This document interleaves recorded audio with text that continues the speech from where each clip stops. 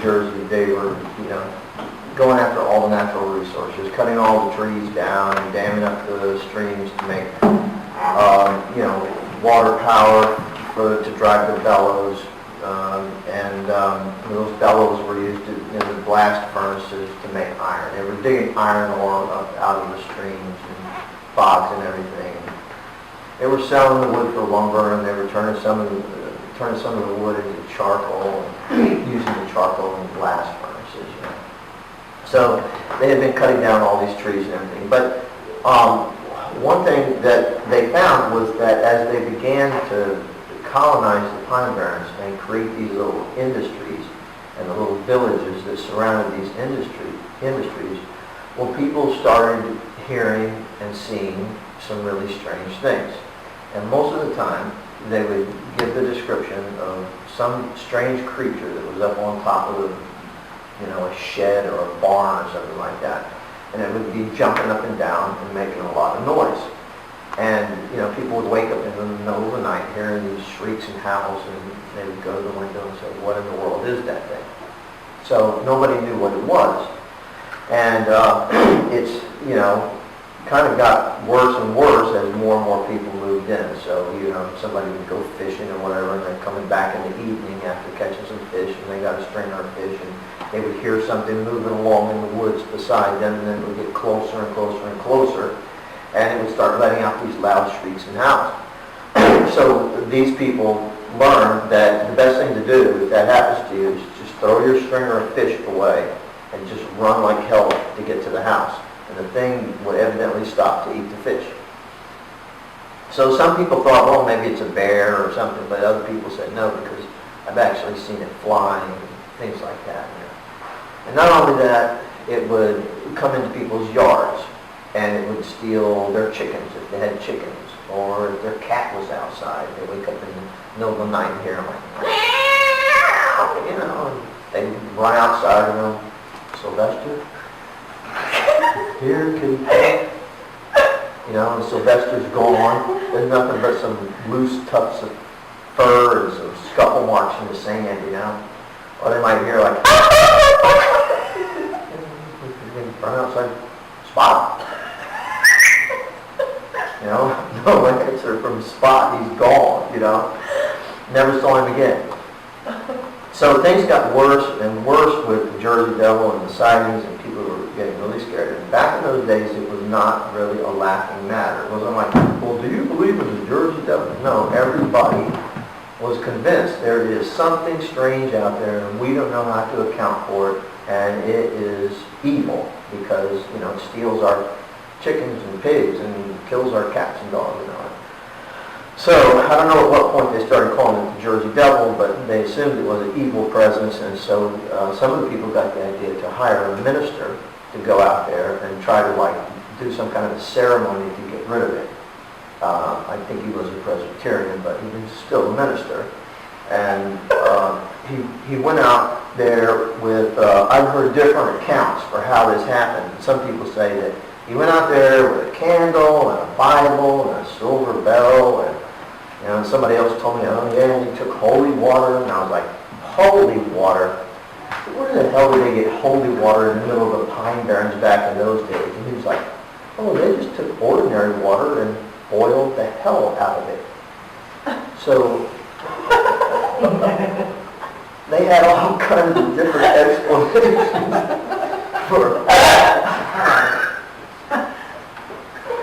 there's different variations on these stories, about exactly what happened, but evidently there's evidence that from the time that minister went out there and performed that ceremony, that it was successful. And evidently he prayed that the Jersey Devil would stop harassing the people of South Jersey for 100 years. Now you might ask, well, why didn't he ask for 200 years or 300 years or 1,000? Well, maybe he thought the end of the world was certainly over in 100 years, so he just prayed for 100 years. And when that 100 years came to an end, it was January in 1909. And in January of 1909, the Jersey Devil came back, and we know this because the newspapers carried all the stories. all the newspapers in South Jersey were reporting sightings of the Jersey Devil in multiple towns and villages all over South Jersey. And most of the accounts were very similar. It was like somebody would say, okay, I heard a noise on top of the barn. I looked out there and there was this strange creature jumping up and down, making all kinds of noise. Or other people would say, I heard something running around the house. And when I went outside and looked, and the next morning, sure enough, there were tracks all around the house because there was snow all over South Jersey in January 1909 during that week. So, people would be riding along to work in trolley cars, and they'd look out the window, and there's this thing flying along beside them, and people would start screaming, "Oh my God, what is this thing?" And people were panicking. There were policemen who reported that they fired their pistols at it. There were reports from people like city councilmen who reported seeing it, So it was, and the accounts were remarkably similar from one town to the next. And so the newspapers were publishing maps saying, okay, at 11 p.m. he was seen in such and such a place, and then he disappeared, and then at 12:30 he was in such and such a town. A bunch of people over there were reporting sightings, and they showed maps showing the course of his travels during that night. Well, I think, one of the scariest episodes that came out of that period of time was a woman named Mrs. Sorbinsky. She lived in Burlington, and she woke up in the middle of the night hearing a commotion outside, and she looked out the window, and there was something was attacking her dog, and she didn't know what it was, but just instinctively, she grabbed the broom and ran out there and started hitting it with the broom, Well, the thing turned and let go of her dog and turned around and blew a little blast of fire at her. And didn't really hurt her, it just singed her eyelashes. But then, of course, she started panicking and screaming. And then, it flew off into the air. And a little bit after that, about 100 people reported that they had seen the Jersey Devil, and he was up on the top of the church. And so he was on a church steeple, and he was jumping up and down and making all kinds of noise. And so the people started picking up rocks and sticks and everything, and throwing things at him, saying, "Get the hell out of here, you damn thing, get out of here." And he wouldn't leave. So the firemen finally came with a truck, and they started spraying him with water. And when they hit him with the water, he swooped down toward these people, and of course they scattered in every which direction. So there were all kinds of accounts like that. Finally, the men got their dogs, and they formed posses and said, "We're going to hunt this thing down and kill it." And so they got armed and everything, and the dogs wouldn't follow the trail. The dogs refused to follow it, but there was snow on the ground, so they followed the tracks. They'd find somebody who had seen the Jersey Devil, and they said, "Where did you see it last?" And they'd go to the spot, and there would be tracks in the snow. So they'd follow them, and they'd go off into the woods, and they could follow them for miles and miles, but every time they did that, it always ended with just one last set of tracks, and then no more tracks. So then they assumed that he just took off and flew from that point, and they were never able to find him. Anyway, like I said, that was only 6 days, and at the end of that 6 days, he kind of abruptly stopped that routine, and he went back to his original routine, which was just showing up here and there. You never know where or who's going to see him, or sometimes you have a little rash of sightings, and sometimes nobody was reporting for months or maybe even years at a time.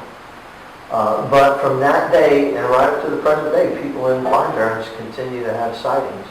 I have had spoken to several people who claim that they had a personal sighting.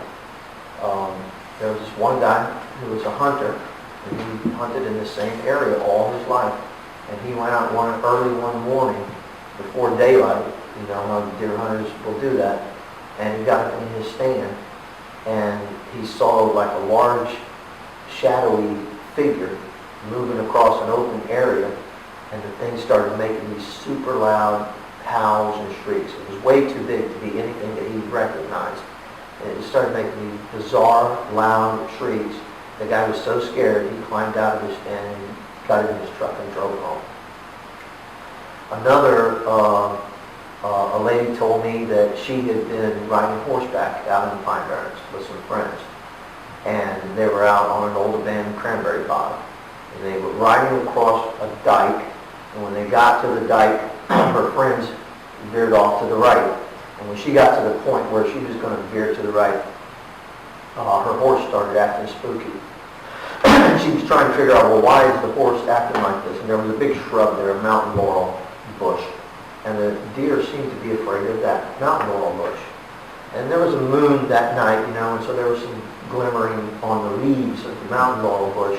And she thought maybe that was spooking the horse. So she kept coaxing the horse over, saying, come on, boy, there's nothing to be afraid of. And trying to show the horse that, there's nothing to be afraid of.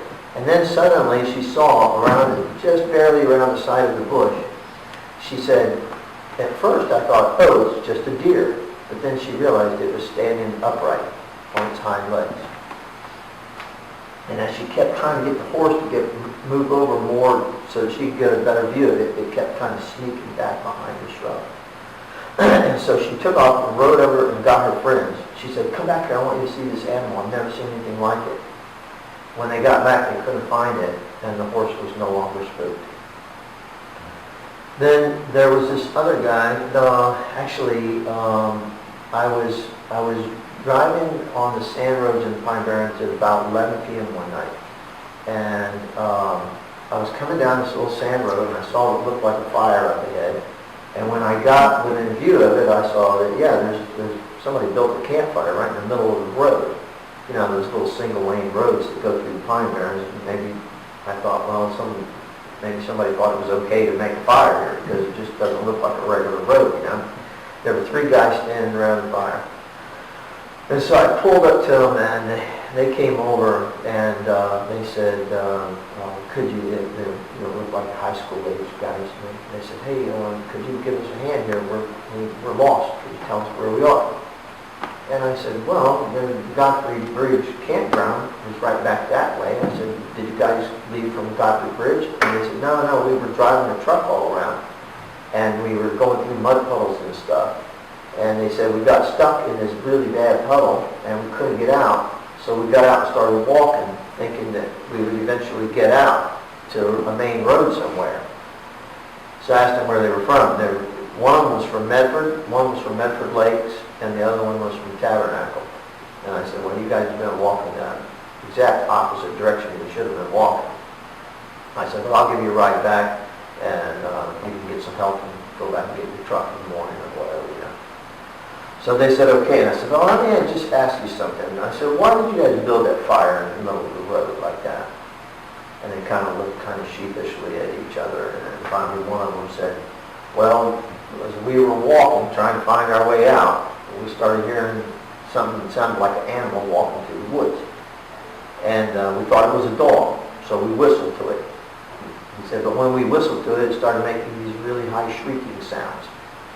So then we thought, well, maybe it's just some kind of a bird. And so we kept walking, but it kept getting closer and closer to us, and pretty soon it was starting to make these really strange noises, like panting like a bear. And then it started making these really loud shrieks and howls. And we thought it was coming after us, so we just grabbed a bunch of dry leaves and sticks and made this fire, thinking that would keep it away. And I said, well, when did you see that? When did you do that? And they said, well, right before we saw the lights of your truck. So I said, well, guys, I said, have you ever heard of the Jersey Devil? And they said, yeah, but we thought that was just an old story. So if you trace it back far enough, there are some people who have looked into this legend, and they believe that it traces all the way back to the Native Americans who lived in the area. And the Native Americans had a ceremony that involved a costume that looked like a conglomerate of several different creatures, like a bear, and some had wings and horns, with a long tail, and this costume character, somebody in the tribe or a neighboring village would come and dance around the fire while some of the drums were over. And then, the settlers, when they saw that, of course, they said, oh, the Indians are worshiping the devil or something like that. But it wasn't the devil, to the Native Americans. It was just the spirit that inhabited the wilderness, the embodiment of all the strange and wild and mysterious creatures that lived in the forest. And so, unfortunately, what happened was, later on, somebody, who was of European descent, after the Europeans had invaded the continent and effectively displaced the Indians, they probably either didn't know or they lost track of the true origins of the Jersey Devil. And, storytellers over time, unlike me, I always just try to report the bare facts to people and let them make their own interpretation. Some storytellers will embellish their stories with their own ideas and dramatizations and stuff like that. And eventually they came up with this story about Old Mother Leeds. Old Mother Leeds had 12 children, and she had a 13th child, and some people said it was the child of the devil, and other people say she was a witch. And so they lived out there, the Leeds family, at a place that's now called Leeds Point. And so that's why a lot of people call it the Leeds Devil rather than the Jersey Devil. You hear a lot of South Jersey people saying Leeds Devil. And so this strange child was born and transformed into a monster, and that's how they account for this strange creature out in the Pine Barrens. But like I say, I think if you trace it back, the origins are really all the way back to the Native Americans. So that gives you an idea. If you want to learn more about the Jersey Devil, you should get the books by McCloy and Miller. The first book, somebody told me to get it, and they said there's this really good book by McCloy and Miller. So you go to the library and read it. It tells all about the Jersey Devil, where the Jersey Devil lives, what the Jersey